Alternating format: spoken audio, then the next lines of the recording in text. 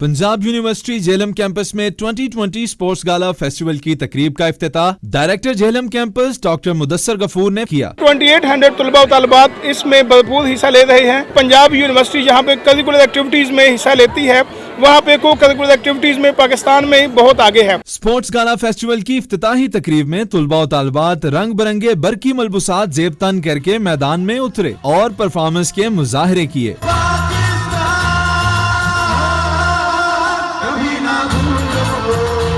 तकरीब में शिरकत करने वाले तुलबा और तालिबात के चेहरों पर खुशी के तासुरात थे। हमें अच्छा लग रहा है, बहुत मजा आ रहा है। हम लोग पूरा साल इसके लिए वेट करते हैं, इतना ज्यादा वेट करते हैं। 2020 स्पोर्ट्स गाला फेस्टिवल 5 रोज तक जारी रहेगा, जिसमें क्रिकेट, रस्साकशी, बैडमिंटन समेत दीगर खेलों का इनेकाद किया जाएगा। निसाबी सरगर्मियों के साथ साथ गैर निसाबी सरगर्मियों का मकसद तुलबा और तालिबात में छुपी सलाहियतों को उजागर करना है। मिर्जा कफील पे कैफी, अब तक न्यूज, झेलम।